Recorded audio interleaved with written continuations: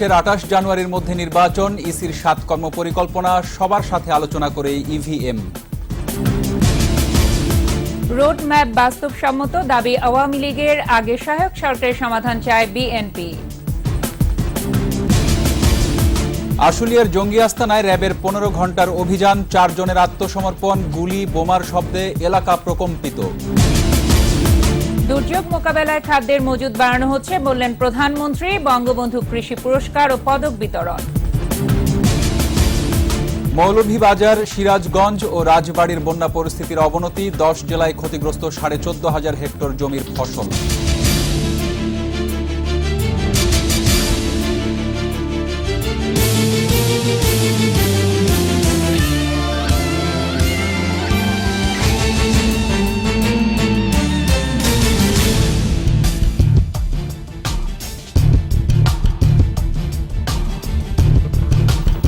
শুনছিলেন first security ইসলামী bank limited সংবাদ শিরোনাম। সন্ধ্যা ৭:২১ সংবাদে আমন্ত্রণ জানাচ্ছি আমি রক্তিম ত্রিপুরা এবং আমি ফারজানা আখি। জাতীয় সংসদ নির্বাচন অংশগ্রহণমূলক ও প্রভাবমুক্ত করতে ৭ দফা কর্মপরিকল্পনা প্রকাশ করেছে নির্বাচন কমিশন। ২০১৯ সালের ২৮ জানুয়ারির মধ্যে নির্বাচন অনুষ্ঠানের সময়সীমাও বেঁধে দিয়েছে ইসি। সব দলের অংশগ্রহণে সুষ্ঠু, নিরপেক্ষ, গ্রহণযোগ্য নির্বাচন উপহার দেওয়ার অঙ্গীকার করেছেন প্রধান নির্বাচন কমিশনার KM নুরুল হুদা। স্মৃতি মণ্ডলের রিপোর্ট।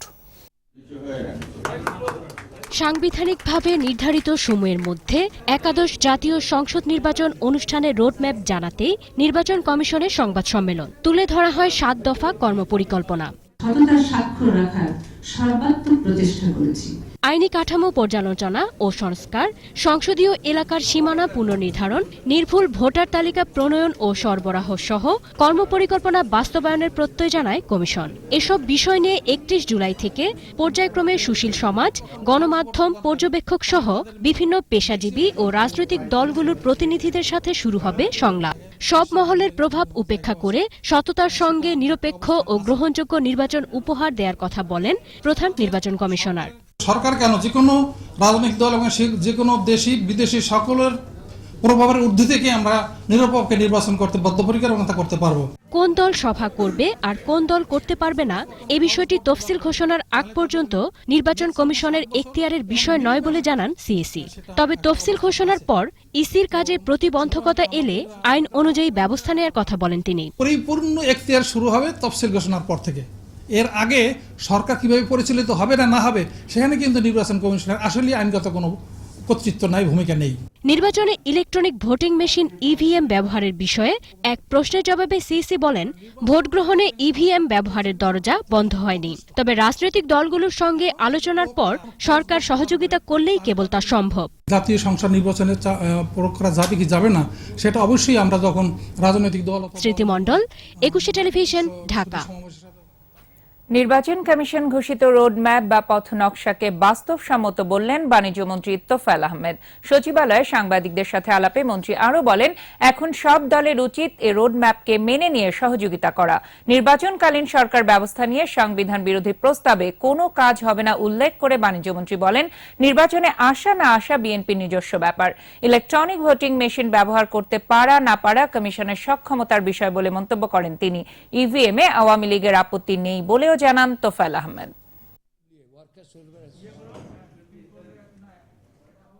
যে পথ নকশা জাতির সামনে পেশ করেছেন এটা খুবই সুন্দর হয়েছে এবং বাস্তবসম্মত হয়েছে, এবং আমরা মনে করি যে নির্বাচনকালীন যে সরকার নিয়ে বিএনপি প্রশ্ন তুলেছে বা বিএনপি নেতৃত্বাধীন জোট, যে সহায়ক সরকার, পৃথিবীর ইতিহাসে সহায়ক সরকার বলে কোনো শব্দ নাই, কোনো দেশের সংবিধানও নাই, বাংলাদেশের সংবিধানও নাই। সহায়ক সরকার ব্যবস্থার সমাধান না করে নির্বাচনী রোডম্যাপ ঘোষণা রাজনৈতিক সংকটের সমাধান নয় বলে মন্তব্য করেছেন বিএনপি মহাসচিব মির্জা ফখরুল ইসলাম আলমগীর। নির্বাচন কমিশন রোডম্যাপ ঘোষণার পর নয়াপল্টনে কেন্দ্রীয় কার্যালয়ে সাংবাদিকদের কাছে তাৎক্ষণিক প্রতিক্রিয়া জানান তিনি। বলেন, যেখানে আগামী নির্বাচনেরই কোনো পথ নেই সেখানে ম্যাপ ঘোষণা অর্থহীন। তিনি বলেন, ইসি ও সরকারের আচরণের উপর নির্ভর করবে বিএনপি সংলাপে যাবে কিনা। তবে দলীয় ফোরামে আলোচনার পর নির্বাচন কমিশন ঘোষিত রোডম্যাপের আনুষ্ঠানিক প্রতিক্রিয়া জানানো হবে বলেও জানান ফখরুল।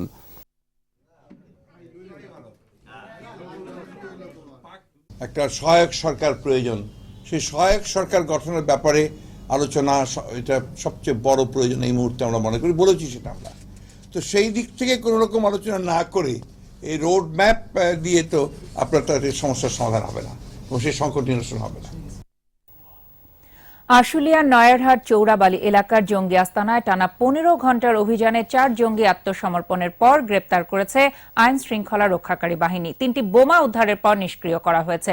শনিবার গভীর রাত থেকে বাড়িটি ঘিরে রাখে র্যাব সদস্যরা। ভাড়াটিয়াদের দেয়া তথ্য সন্দেহজনক মনে হওয়ায় বাড়ির মালিক র্যাবকে খবর দিলে এ অভিযান শুরু হয়। সাভার প্রতিনিধি নাজমুল হুদার সহায়তায় রিপোর্ট করছেন আফসানা নীলা। শনিবার মধ্যরাতে পাথালিয়া ইউনিয়নের চাকলগ্রাম চৌরাপাড়া এলাকার ইব্রাহিমের একতলা বাড়িটি ঘিরে ফেলে র্যাব 4-এর সদস্যরা। তাদের উপস্থিতি টের পেয়ে বাড়ির ভেতর থেকে জঙ্গিরা কয়েক দফা গুলি ছোড়ে ও বোমার বিস্ফোরণ ঘটায়। র্যাবও পাল্টা গুলি চালায়। সন্দেহভাজন জঙ্গিদের আত্মসমর্পণের জন্য শনিবার সকাল থেকে র্যাবের পক্ষ থেকে মাইকিং করা হয়। পরে দুপুরে একে একে আত্মসমর্পণ করে মোজাম্মেল হক, রাশেদুল নবী, ইরফানুল ইসলাম ও আলমগীর নামে 4 জঙ্গি। মোজাম্মেল হক দলের প্রধান হিসেবে দিক নির্দেশনা দিতেন বলে জানা যায়। আটককৃত 4 জনের মধ্যে একজন দলনেতা হিসেবে কাজ করেন, তার নাম হচ্ছে মোজাম্মেল হক, তাকে আটক করা হয়েছে এবং বাকি 3 জন হচ্ছে রাশেদুল নবী, ইরফানুল ইসলাম এবং আলমগীর হোসেন। এই 4 জন আমরা ইনিশিয়ালি যে তথ্যটা পেয়েছি তাদের কাছ থেকে পেয়েছি। এখন আসলে তাদেরকে আমরা নিয়ে যাওয়া হচ্ছে, তাদেরকে বাড়ি জিজ্ঞাসাবাদ করে। জঙ্গিদের গ্রেফতারের পর 3টি বোমা উদ্ধার করে র্যাবের বোম ডিসপোজাল ইউনিট। পরে সেগুলো বিস্ফোরণ ঘটানো হয়। বেলা 3:30টার দিকে অভিযান সমাপ্ত ঘোষণা করে র্যাব। আমরা নিশ্চিত যে এখানে আর কোনো জঙ্গি নেই এবং যতদূর আমরা জানি আমরা স্কোয়াড দিয়ে আমরা সার্চ করা হয়েছে।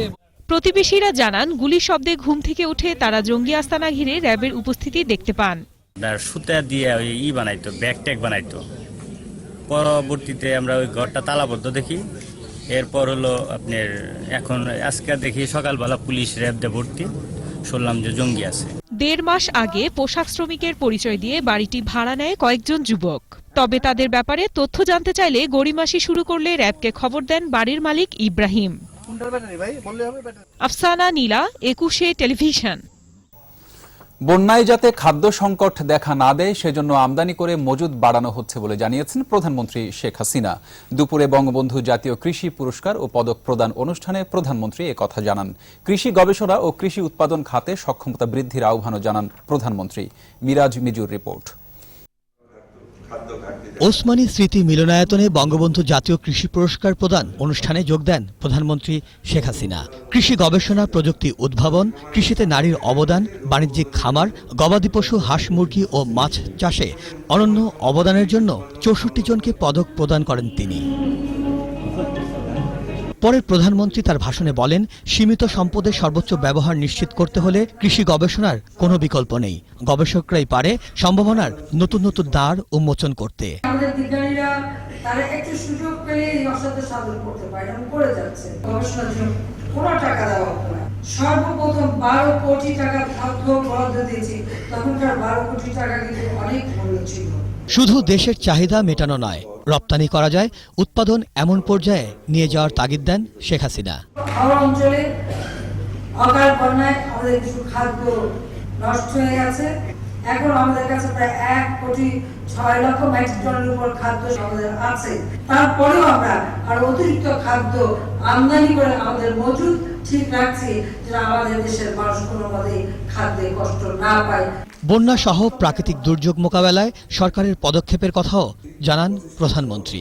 আমাদের কৃষি বিজ্ঞানীগণ বিভিন্ন শস্যের প্রতিকূল আবহাওয়া পরিবেশ প্রতিরোধ সক্ষম জাত উদ্ভাবন করছে। শুধু আমরা দেশের চাহিদা মেটানো না, আমরা যেন বিদেশেও রপ্তানি করতে পারি, সেভাবে আমাদের উৎপাদন বাড়াতে হবে।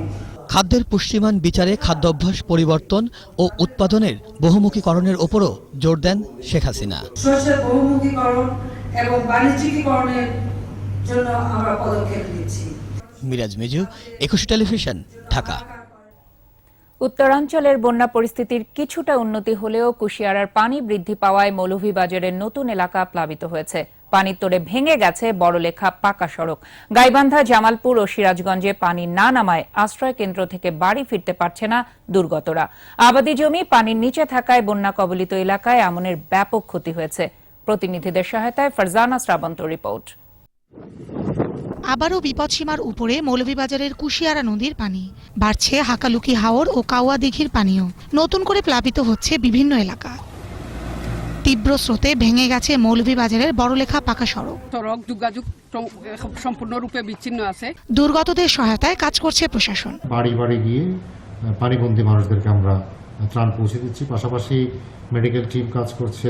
গাইবান্ধায় বন্যা পরিস্থিতির উন্নতি হলেও এখনো পানিবন্দী 30 ইউনিয়নের 70,000 পরিবার। দুপুরে জেলা প্রশাসকের সম্মেলন কক্ষে মতবিনিময় করেছেন ত্রাণমন্ত্রী। বন্যার্তদের সহায়তায় সবাইকে এগিয়ে আসার আহ্বান জানিয়েছেন তিনি। কোন রকম দুর্নীতির যেন ছোঁয়া না লাগে সেটা লক্ষ্য রাখতে হবে। এতে যদি কোনো প্রমাণ পাওয়া যায়, সে দলের হোক, বাইরের হোক, প্রশাসনের হোক, উচ্চ পর্যায়ের লোক হোক, তাকে কিন্তু ছাড় দেওয়া হবে না। জামালপুরে বন্যা পরিস্থিতির উন্নতি হচ্ছে, তবে পানি না নামায় দুর্গতরা এখনো বিভিন্ন বাঁধ ও উঁচু স্থানে আশ্রয় নিয়ে মানবেতর দিন কাটাচ্ছেন। রোপা আমনের বীজতলা তলিয়ে যাওয়ায় ক্ষতির মুখে পড়েছেন কৃষক। টাঙ্গাইলে এখনো বিপদসীমার উপরে যমুনা নদীর পানি। গরু বাছুর নয়, আমরা মাইসের বাড়িতে রয়েছি, খাওয়া পারতাইছি না। সিরাজগঞ্জে কাজীপুরের বাহুকায় বাঁধের ভাঙা অংশ দিয়ে পানি প্রবেশ করায় দুর্ভোগে এলাকাবাসী। বগুড়ায় যমুনার বিভিন্ন পয়েন্টে পানি কমতে শুরু করেছে, তবে ছড়িয়ে পড়ছে পানিবাহিত বিভিন্ন রোগ।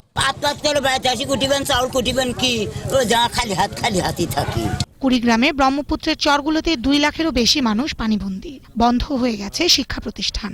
এক সময় খাইতে হয় আর এক সময় না খাওয়া থাকতে হয়। পুলাহান এক সন্ধ্যা খিলে তার আর সন্ধ্যা খিলেই না, সোয়াফা কান্দে। রাজবাড়ীতে পদ্মার পানি বেড়ে নদী তীরের বিভিন্ন গ্রাম প্লাবিত হয়েছে। আমরা তো এইভাবে পানি যদি বর্ষত করে থাকি। ফারজানা শ্রাবন্ত, 21 টেলিভিশন। রংপুর ও সিলেট বিভাগের 7 জেলা সহ বন্যা কবলিত 10 জেলায় অন্তত 14,538 হেক্টর ফসলি জমি তলিয়ে গেছে। তলিয়ে যাওয়া ফসলের মধ্যে রয়েছে আউশ, আমনের বীজতলা, শাকসবজি, ভুট্টা সহ বিভিন্ন মৌসুমী ফসল। বন্যার পানিতে তলিয়ে যাওয়া জমির বেশিরভাগ ফসলই সম্পূর্ণ অথবা আংশিক নষ্ট হওয়ার পথে। এতে শঙ্কিত কৃষকরা। প্রতিনিধিদের সহায়তায় সমর ইসলামের রিপোর্ট। সবজি বাগানের উঁচু মাচানো রক্ষা পায়নি পানির আগ্রাসন থেকে, তাই বুক সমান পানিতে নেমে মাচান থেকে অপক্ষ সবজি তুলে নিচ্ছেন কৃষক। তাদের আশঙ্কা কয়েকদিন পানি জমে থাকলে পচে যাবে পুরো বাগান। তলে যায় এই যে ফোড়া ধরে গেছে, গাছ মরে গেছে, হ্যাঁ এই জাংলি ভাঙি গেছে। কচি দালা কাটতেছি, বন্যায় তলে যাইতেছে, না কাটিয়া কি করব। বন্যায় সিলেট বিভাগের 2 জেলায় ক্ষতি হয়েছে অন্তত 3,200 হেক্টর জমির ফসল। এর মধ্যে মৌলভীবাজারে 2,700 ও সিলেটে তলিয়ে গেছে 500 হেক্টর ফসলি জমি। উত্তরাঞ্চলে সবচেয়ে বেশি 6,000 হেক্টর ফসলি জমি তলিয়েছে সিরাজগঞ্জে। বগুড়ায় তলিয়েছে 700 হেক্টর। রংপুর বিভাগের কুড়িগ্রাম, লালমনিরহাট, নীলফামারী, গাইবান্ধা ও রংপুরে 5 জেলায় 3,978 হেক্টর জমির সবজি, আমনের বীজতলা ও আউশ ধানের ফসল তলিয়ে গেছে। এছাড়া জামালপুরে বন্যার পানিতে তলিয়ে গেছে 660 হেক্টর ফসলি জমি। কাউন, তিল আর পাট, উস্তা ছিল, তারপর বেগুন আছিল, তারপর দুম্বা, কুমুর, পেঁপি, এই সমস্ত মনে করেন ক্ষতি হয়েছে। ক্ষতিগ্রস্ত কৃষকরা তাই দারুণ দুশ্চিন্তায়। পানি শিগগিরই নেমে না গেলে আমনের আবাদও বিলম্বিত হওয়ার আশঙ্কা তাদের। ধান টান আছিল, আমন টান আছিল, মেলা কিছু আছিল, খাইতে আবাদ সব তলা গেছে। সরকার যদি সাহায্য করে খুব সুবিধা হবে আমার। ক্ষতি পুষিয়ে উঠতে বন্যা কবলিত এলাকার কৃষি ঋণ মওকুফ, সহজ শর্তে নতুন ঋণ প্রদান এবং সার, বীজ, কীটনাশক সহ আর্থিক সহযোগিতার দাবি ক্ষতিগ্রস্তদের। সমর ইসলাম, 21 টেলিভিশন। এদিকে বন্যা সহ যে কোনো দুর্যোগ মোকাবেলায় রেল মন্ত্রণালয় পুরোপুরি প্রস্তুত আছে বলে জানিয়েছেন রেলমন্ত্রী মুজিবুল হক। মন্ত্রণালয়ে বন্যা পরিস্থিতি নিয়ে উচ্চ পর্যায়ের বৈঠক শেষে তিনি আরও জানান, এখনো পর্যন্ত বন্যায় ক্ষতিগ্রস্ত হয়নি রেলের কোনো এলাকা। ভৈরব ও আশুগঞ্জ রেল লাইনে খানিকটা ত্রুটি দেখা দিলে সংশ্লিষ্ট প্রকৌশলীরা তা দ্রুত মেরামত করেন বলেও জানান রেলমন্ত্রী। এছাড়া আগের বন্যার তথ্য নিয়ে নতুন রেল লাইনগুলো সম্ভাব্য পানির সীমার বেশ খানিকটা উপরে নির্মাণ করা হয়েছে বলেও জানান তিনি। ইসলামী ব্যাংক বিরতি, যখন ফিরছি তখন অন্যান্য খবরের সঙ্গে আরও থাকছে। নির্বাচনের জন্য প্রস্তুতি নিন, সাম্প্রদায়িক ও মুক্তিযুদ্ধ বিরোধীদের দলে টানবেন না, চট্টগ্রামে ওবায়দুল কাদের। গাজীপুরের মেয়র মান্নানের দায়িত্ব পালনে বাধা নেই, বরখাস্তের আদেশ অবৈধ, হাইকোর্টের রায় আপিল বিভাগে বহাল।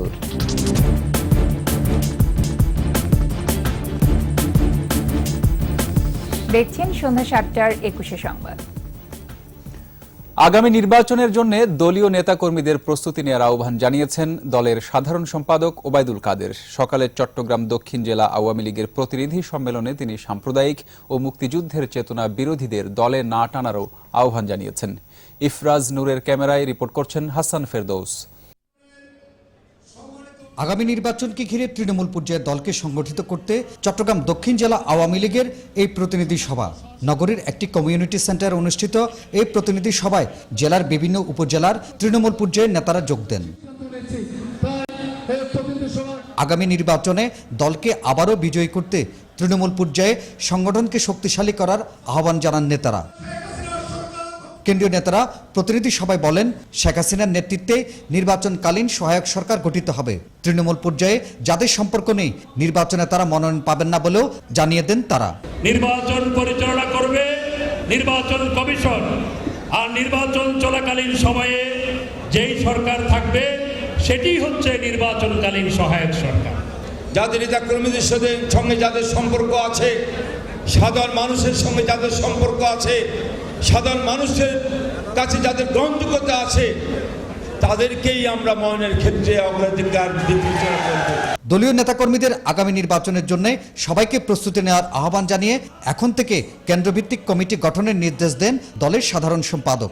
আগামীতে আওয়ামী লীগ ক্ষমতায় না এলে পরিস্থিতি ২০০১ সালের চেয়েও ভয়াবহ হবে বলেও মন্তব্য করেন তিনি।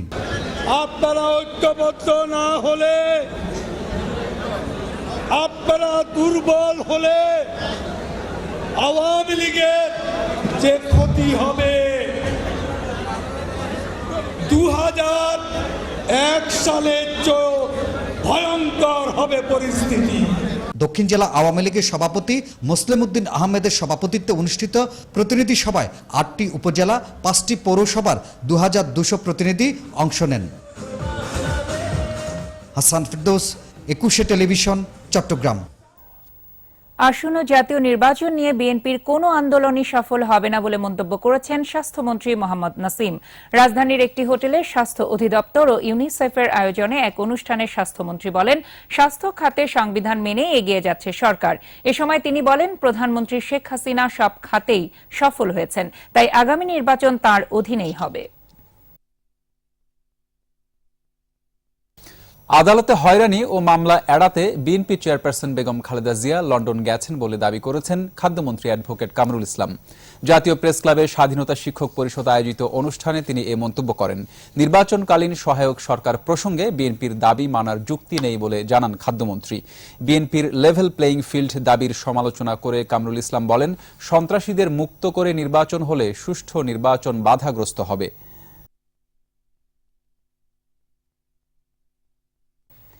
গাজীপুর সিটি কর্পোরেশনের মেয়র এম এ মান্নানকে তৃতীয় দফায় সাময়িক বরখাস্তের আদেশ স্থগিত করে হাইকোর্টের দেয়া রায় বহাল রেখেছে আপিল বিভাগ। প্রধান বিচারপতি সুরেন্দ্র কুমার সিনহার নেতৃত্বাধীন ৩ সদস্যের আপিল বিভাগ এই আদেশ দেন। আপিল বিভাগের আদেশের ফলে মেয়র হিসেবে মান্নানের দায়িত্ব পালনে আইনগত কোনো বাধা নেই বলে জানিয়েছেন তার আইনজীবী মোহাম্মদ আবু হানিফ। মেয়র মান্নানকে তৃতীয় দফায় সাময়িক বরখাস্তের আদেশ গত ৯ জুলাই ৩ মাসের জন্য স্থগিত করেন হাইকোর্ট। দেশে এখন জঙ্গি হামলার কোনো হুমকি নেই বলে জানিয়েছেন পুলিশের আইজি AKM শহীদুল হক। বিকেলে রাজধানীর গুলিস্তানে দ্বিতীয় বিভাগ কাবাডি লীগের উদ্বোধনের পর সাংবাদিকদের প্রশ্নের উত্তর দেন তিনি বলেন, সম্প্রতি আইনশৃঙ্খলা বাহিনীর তৎপরতায় প্রমাণ করে জঙ্গিবাদ নিয়ন্ত্রণে আছে। পুলিশ প্রধান জানান, চলমান অভিযানে কোন ঠাসা হয়ে পড়েছে জঙ্গিরা। কঠোর নজরদারি আর একের পর এক অভিযানে শহর ছেড়ে জঙ্গিরা অন্যত্র আশ্রয় নিচ্ছে বলে জানান আইজিপি। করার চেষ্টা করে বা কোনো ঘটনা ঘটানোর চেষ্টা করে আমরা পুলিশ আইন শৃঙ্খলা বাহিনীর সবাই মিলে তাদের খুঁজে বের করার চেষ্টা করি।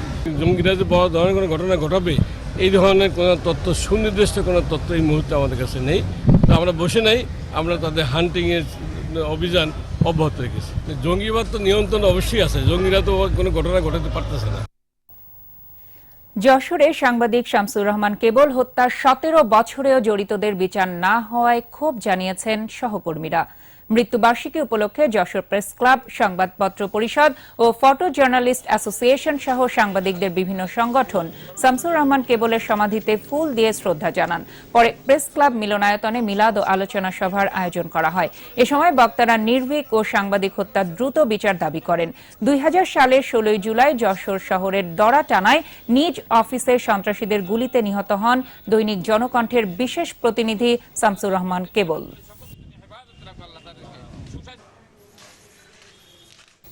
নিচ্ছি ইসলামী ব্যাংক বিরতি। যখন ফিরছি তখন অন্যান্য খবরের সঙ্গে আরও থাকছে। রামপাল প্রকল্পের কয়লা পরিবহনে বাংলাদেশ ভারত চুক্তি, ড্রেজিং করা হবে 13 কিলোমিটার নৌপথ। সীতাকুণ্ডে অজ্ঞাত রোগে নতুন করে আরও 16 শিশু আক্রান্ত, আতঙ্কিত না হওয়ার পরামর্শ সিভিল সার্জনের।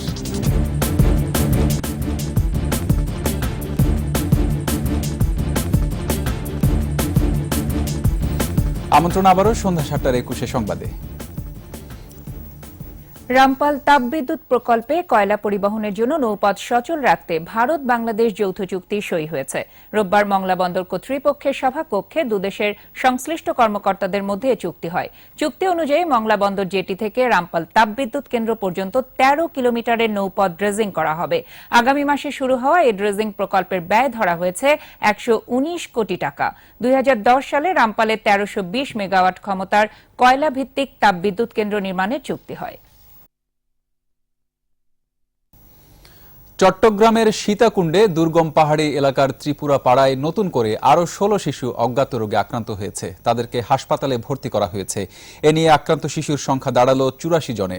তবে নতুন করে আক্রান্তের ঘটনায় আতঙ্কিত না হওয়ার পরামর্শ দিয়েছেন সিভিল সার্জন আজিজুর রহমান সিদ্দিকী। তিনি জানান, চিকিৎসাধীন শিশুরা সুস্থ ও বিপদমুক্ত আছে। অসুস্থ 16 শিশুকে ফৌজদারহাট সংক্রামক ব্যাধি হাসপাতালে পাঠানো হয়েছে। এর আগে 34 শিশুকে হাসপাতালে ভর্তি করা হয়। এছাড়া চট্টগ্রাম মেডিকেল কলেজ হাসপাতালে চিকিৎসাধীন আছে আরও 50 শিশু। গত এক সপ্তাহে অজ্ঞাত রোগে ত্রিপুরা পাড়ায় 9 শিশুর মৃত্যু হয়। মৃত্যুর জন্য দীর্ঘদিনের অপুষ্টিকে কারণ হিসেবে প্রাথমিকভাবে চিহ্নিত করেন রোগতত্ত্ব, রোগ নিয়ন্ত্রণ ও গবেষণা প্রতিষ্ঠানের সদস্যরা। পাহাড় ধসে রাঙ্গামাটির খাগড়া বহুমুখী উচ্চ বিদ্যালয় ভবন বিধ্বস্ত হয়ে পড়ায় ব্যাহত হচ্ছে পাঠদান। তবে সরকারি সহায়তার অপেক্ষায় না থেকে শিক্ষক, শিক্ষার্থী ও এলাকাবাসী স্বেচ্ছাশ্রমে বিদ্যালয় ভবন মেরামত কাজ শুরু করেছেন। বিদ্যালয়টিকে সম্পূর্ণ সংস্কারের প্রয়োজন সরকারি সহায়তা। রাঙ্গামাটি প্রতিনিধি সত্রং চাকমার রিপোর্ট জানাচ্ছেন আফসানা নীলা। পাহাড় ধসে বিধ্বস্ত হয়ে এমনি বেহাল দশা রাঙ্গামাটির ঘাগড়া বহুমুখী উচ্চ বিদ্যালয়ের। কাউখালী উপজেলার ঘাগড়া ইউনিয়নের একমাত্র এই উচ্চ মাধ্যমিক শিক্ষা প্রতিষ্ঠানটিতে পড়াশোনা করছে প্রায় 500 শিক্ষার্থী। গেল 23 জুন পাহাড় ধস ও পানির ঢলে বিদ্যালয়ের ভবনের একাংশ সম্পূর্ণ বিধ্বস্ত হয়ে পড়ে। শুধু তাই নয়, বিদ্যালয়ের কম্পিউটার ল্যাব সহ নানা শিক্ষা সামগ্রী নষ্ট হওয়ার পাশাপাশি বিদ্যালয় মাঠে জমেছে কয়েক ফুট মাটি। লেখাপড়া করতে অসুবিধা, সেই জন্য এখানে মাটিগুলো করতে আসছে। স্কুলের খেলার মাঠ আমরা সবাই মিলে আমরা সংস্কার করতে যাচ্ছি আজকে। তো পরীক্ষা চলছে, ছাত্রছাত্রীদের মানবিক দিক থেকে হয়তো তাদেরকে একটু পড়াশোনার জায়গা করে দিতে পারে কিনা, সুষ্ঠুভাবে পরীক্ষাটা হওয়ার জন্য ইয়ে করতে, তাই আমরা সাবেক স্টুডেন্ট হয়ে এখানে এসে পরিশ্রম করে একসাথে কাজ করে যাচ্ছি। বিদ্যালয়টিকে পুরোপুরি সংস্কারে প্রশাসনের সহযোগিতার প্রয়োজন থাকলেও এরই মধ্যে স্বেচ্ছাশ্রমের মধ্য দিয়ে সংস্কারের কাজ শুরু করেছে স্কুলটির শিক্ষক, শিক্ষার্থী আর অভিভাবকরা। প্রাক্তন ছাত্রছাত্রী এবং বর্তমান ছাত্রছাত্রী এবং কি আরও স্কুলের গার্জিয়ান যারা আছে সবাই মিলে আমরা আজকে এই দিনে আমরা স্বেচ্ছায় আমরা এখানে শ্রম দিতেছি। একটা বিল্ডিং পুরোটাই পরিত্যক্ত ঘোষণা করা হয়েছে। ওই বিল্ডিংটা যদি আমার পুনর্নির্মাণ না হয় তাহলে আমার আসলে আমি খুব কষ্টে ক্লাস পরিচালনা করতে হবে বলে আমি মনে করি। গেল জুনে পাহাড় ধসে 5 সেনা সদস্য সহ 120 জনের মৃত্যু হয়। Desk report, 21 television. বরিশাল সরকারি বিএম কলেজে ছাত্রী উত্ত্যক্তের ঘটনাকে কেন্দ্র করে ছাত্রলীগের 2 গ্রুপের সংঘর্ষে 6 জন আহত হয়েছে। পুলিশ জানায়, কলেজের সমাজ কল্যাণ বিভাগের 2য় বর্ষের এক ছাত্রীকে কলেজ ক্যান্টিনে উত্ত্যক্ত করে ছাত্রলীগ কর্মী পলাশ। এ সময় আরেক ছাত্রলীগ কর্মী অলিউদ্দিন প্রতিবাদ করলে 2 গ্রুপের মধ্যে সংঘর্ষ শুরু হয়। পাল্টাপাল্টি হামলায় কমপক্ষে 6 জন আহত হয়। আহতদের হাসপাতালে ভর্তি করা হয়েছে। সংঘর্ষের খবর পেয়ে পুলিশ ঘটনাস্থলে গিয়ে পরিস্থিতি নিয়ন্ত্রণে আনে।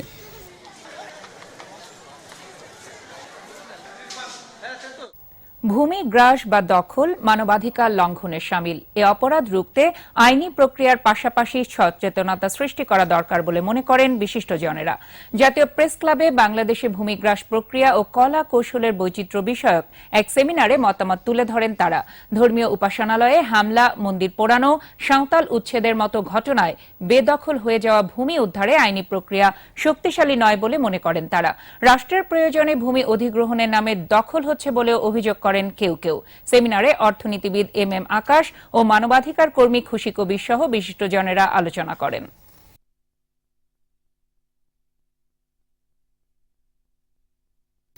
কক্সবাজারের মহেশখালীর আদিনাথ মন্দির সনাতন ধর্মাবলম্বীদের তীর্থক্ষেত্র। ঐতিহাসিক এ স্থাপনায় প্রতিদিনই পর্যটকদের আনাগোনা থাকে, কিন্তু দেশের অন্যতম এই পুরাকীর্তিটি সংস্কারের অভাবে জৌলুস হারাতে বসেছে। পাহাড়ের অব্যাহত ধসে প্রাচীন জোড়া পুকুর সহ মূল মন্দির ভবন বিলীন হবার পথে। জাতীয় এ সম্পদ রক্ষায় সংশ্লিষ্টদের উদ্যোগ নেয়ার দাবি জানিয়েছেন মন্দির সংশ্লিষ্টরা। বিস্তারিত জানাচ্ছেন মোহাম্মদ নুরুন নবী, ছবি তুলেছেন আব্দুর রাজ্জাক। পর্যটন শহর কক্সবাজার ঘেঁষা মহেশখালী চ্যানেল পার হলেই দ্বীপ মহেশখালী।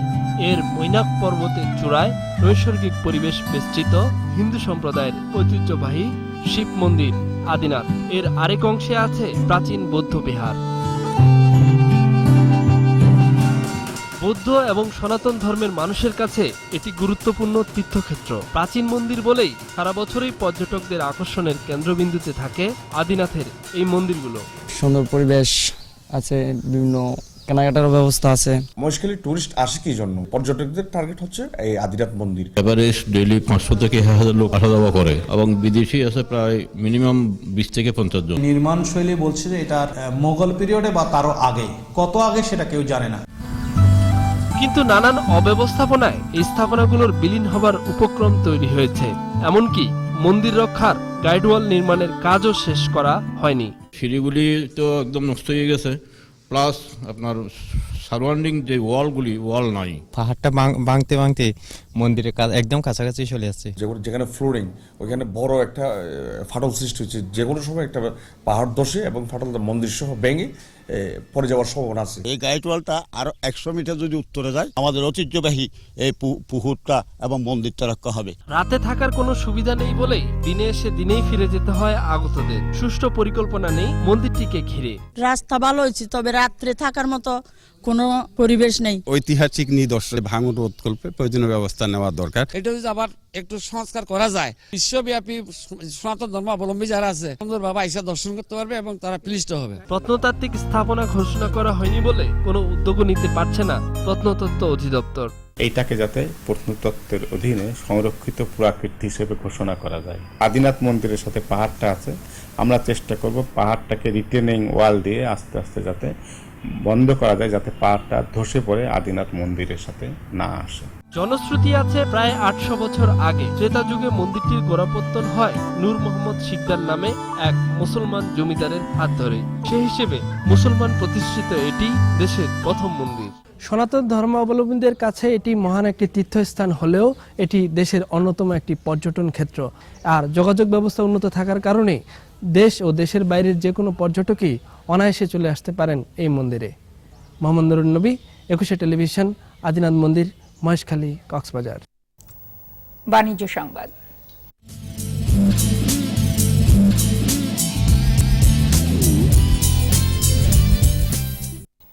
গ্রাহকদের সাথে মতবিনিময় ও ব্যবসা সম্প্রসারণে সম্মেলনের আয়োজন করেছে পূবালী ব্যাংক নোয়াখালী অঞ্চল। অনুষ্ঠানে প্রধান অতিথি ছিলেন ব্যাংকের ব্যবস্থাপনা পরিচালক এবং প্রধান নির্বাহী কর্মকর্তা মোহাম্মদ আব্দুল হালিম চৌধুরী। এ সময় তিনি ব্যাংকের অগ্রযাত্রায় সবাইকে আন্তরিকভাবে কাজ করার আহ্বান জানান। সম্মেলনে বিশেষ অতিথি হিসেবে ছিলেন ব্যাংকের উপব্যবস্থাপনা পরিচালক ও chief technical officer Mohammad Ali. এ সময় নোয়াখালী অঞ্চলের ব্যবসায়ী ও পূবালী ব্যাংকের কর্মকর্তারা উপস্থিত ছিলেন। মডার্ন ডায়াগনস্টিক সেন্টার আন্তর্জাতিক সংবাদ।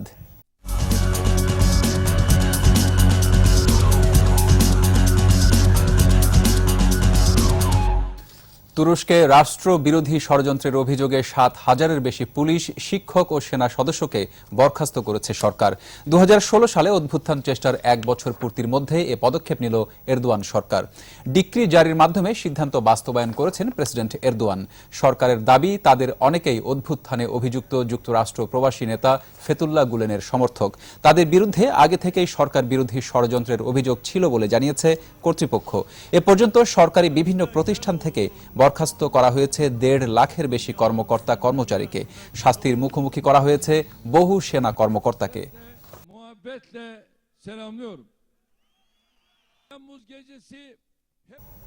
আবার নিচ্ছে ইসলামী ব্যাংক বিরতি। যখন ফিরছি তখন অন্যান্য খবরের সঙ্গে আরো থাকছে। ফিটনেস ট্রেনিংয়ে ঘাম ঝরিয়েছে জাতীয় ক্রিকেট দল। সুযোগ পেলে ভালো খেলার আশা নাসিরের।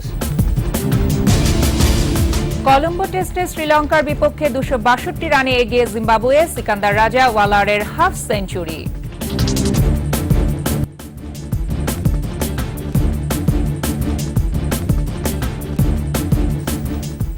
আবারও আমন্ত্রণ সন্ধ্যা ৭টার ২১ সংবাদে।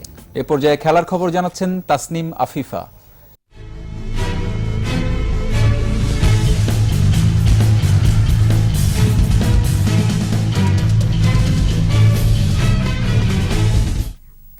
ধন্যবাদ। মিরপুরে হোম অফ ক্রিকেটে জাতীয় দলের কন্ডিশনিং ক্যাম্পে রোববারও ঘাম ঝরিয়েছেন ক্রিকেটাররা। সকালে বিসিবির জিমে ফিটনেস ট্রেনিং করেন মাশরাফি মুশফিকরা। ক্রিকেটারদের আগামী ১ বছরের ব্যস্ত সূচি সামনে রেখে এই ক্যাম্প করেছেন ক্রিকেটাররা। তবে রোববার ব্যাট বলে অনুশীলন করে তারা। অনুশীলন শেষে সাংবাদিকদের সাথে কথা বলেন অলরাউন্ডার নাসির হোসেন। আবারও জাতীয় দলের সুযোগ পেলে ভালো করার ব্যাপারে আশাবাদ ব্যক্ত করেন নাসির। ঘরোয়া লিগে ভালো খেলা নাসির জানান, সাফল্যের ধারাবাহিকতা অব্যাহত রাখলে মূল দলের সুযোগ পাওয়া কঠিন হবে না। আর এই জন্য পরিকল্পনা অনুযায়ী নিজেকে মেলে ধরতে চান এই অলরাউন্ডার। সবাই এখন অনেক হার্ডওয়ার্ক করতেছে। আপনি ইন্ডিভিজুয়াল প্র্যাকটিস করে বা আমাদের যে প্র্যাকটিস থাকে এটার বাইরেও দেখবেন যে অনেকে সবাই ঘন্টার পর ঘন্টা ব্যাটিং করে, বোলিং করে। সো টিম একটা ভালো টিম করা, ভালো খেলার জন্য একটা টিমের প্রয়োজন হয়। সো আমার মনে হয় যে এখন টিমে যারা যত প্লেয়ার আছে সবাই তাদের 100% দেয় এবং টিমের জন্য খেলে। যৌতুকের মামলায় জাতীয় দলের ক্রিকেটার আরাফাত সানির বিরুদ্ধে গ্রেফতারি পরোয়ানা জারি করেছে আদালত। যৌতুক নিরোধ আইনে তার স্ত্রী বলে দাবি করা নাসরিন আক্তার গত ২০ জানুয়ারি এই মামলা করেন। রোববার ঢাকা মহানগর হাকিম জাকির হোসেন টিপু এ পরোয়ানা জারি করেন। গত ৫ জানুয়ারি তথ্য ও প্রযুক্তি আইনে মোহাম্মদপুর থানায় মামলা করেন নাসরিন। পরে নিজেকে সানির স্ত্রী হিসেবে দাবি করে ২০ লাখ টাকা যৌতুকের দাবির অভিযোগে যৌতুক নিরোধ আইনে আরও একটি মামলা করেন তিনি।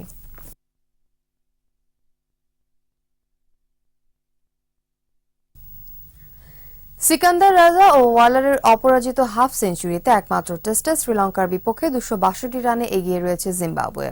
কলম্বোর প্রেমাদাসা স্টেডিয়ামে ১০ রানে এগিয়ে থেকে দ্বিতীয় ইনিংসে ব্যাট করতে নেমে ব্যাটিং বিপর্যয়ে পড়ে সফরকারী জিম্বাবুয়ে। স্কোরবোর্ডে মাত্র ৫৯ রান তুলতে ৫ উইকেট হারায় তারা। এরপর ষষ্ঠ উইকেট জুটিতে মুর ও সিকান্দার রাজা ৮৬ রান তুলে প্রাথমিক বিপর্যয় ঠেকান। মুর ব্যক্তিগত ৪০ রানের সাজঘরে ফিরলেও ওয়ালারকে নিয়ে পার করে দেন রাজা। ক্যারিয়ারের সর্বোচ্চ ৯৭ রানে অপরাজিত আছেন তিনি। ৫৭ রানে অপরাজিত হয়েছেন ওয়ালার। ৬ উইকেটে জিম্বাবুয়ের সংগ্রহ ২৫২। কনকাকাফ গোল্ড কাপ ফুটবলে নিকারাগুয়াকে ৩-০ গোলে হারিয়েছে যুক্তরাষ্ট্র। ম্যাচের শুরু থেকে প্রতিপক্ষের উপর চড়াও হয়ে খেলতে থাকে যুক্তরাষ্ট্র। ৩৭ মিনিটে মিডফিল্ডার জো করোনা গোল করে দলকে এগিয়ে নেন। প্রথমার্ধে ১-০ এগিয়ে থেকে বিরতিতে যায় তারা। দ্বিতীয়ার্ধের শুরুতে পেনাল্টির সুযোগ পেয়েও কাজে লাগাতে পারেনি ফরওয়ার্ড ডোম ডেরোয়। ৫৬ মিনিটে কেলিন রোয়ের গোল করে ব্যবধান বাড়ান। আর ৮৮ মিনিটে ম্যাচের তৃতীয় গোলটি আসে চেলসির ডিফেন্ডার ম্যাট মিয়াসগার কাছ থেকে। ৩ ম্যাচ শেষে বি গ্রুপ থেকে ৭ পয়েন্ট নিয়ে টেবিলের শীর্ষে রয়েছে যুক্তরাষ্ট্র। সমান ম্যাচে ০ পয়েন্টে নিকারাগুয়ার অবস্থান ৪ নম্বরে। এই ছিল আমার কাছে খেলার খবর। ফিরছি মূল খবরে। ধন্যবাদ আফিফা। আর এরই সাথে শেষ করছি সন্ধ্যা ৭টার ২১ সংবাদ। তবে যাবার আগে ফার্স্ট সিকিউরিটি ইসলামী ব্যাংক লিমিটেড সংবাদ শিরোনামগুলো জানাচ্ছি আরো একবার। ২০১৯-এর ২৮ জানুয়ারির মধ্যে নির্বাচন, ইসির ৭ কর্মপরিকল্পনা, সবার সাথে আলোচনা করেই ইভিএম। রোডম্যাপ বাস্তবসম্মত, দাবি আওয়ামী লীগের। আগের সহায়ক সরকারের সমাধান চায় বিএনপি। আশুলিয়ার জঙ্গি আস্তানায় র্যাবের ১৫ ঘণ্টার অভিযান, ৪ জনের আত্মসমর্পণ, গুলি বোমার শব্দে এলাকা প্রকম্পিত। দুর্যোগ মোকাবেলায় খাদ্যের মজুদ বাড়ানো হচ্ছে বললেন প্রধানমন্ত্রী। বঙ্গবন্ধু কৃষি পুরস্কার ও পদক বিতরণ। মৌলভীবাজার, সিরাজগঞ্জ ও রাজবাড়ীর বন্যা পরিস্থিতির অবনতি। 10 জেলায় ক্ষতিগ্রস্ত 14,500 হেক্টর জমির ফসল। সর্বশেষ খবর জানতে ডায়াল করুন 2021 নম্বরে আর ভিজিট করুন 21-tv.com ওয়েবসাইটে। এছাড়া ফেসবুকে লগ ইন করতে পারেন facebook.com/2124 অনলাইনে। পরবর্তী সংবাদ রাত 9টায় দেখার আমন্ত্রণ রইল। ধন্যবাদ।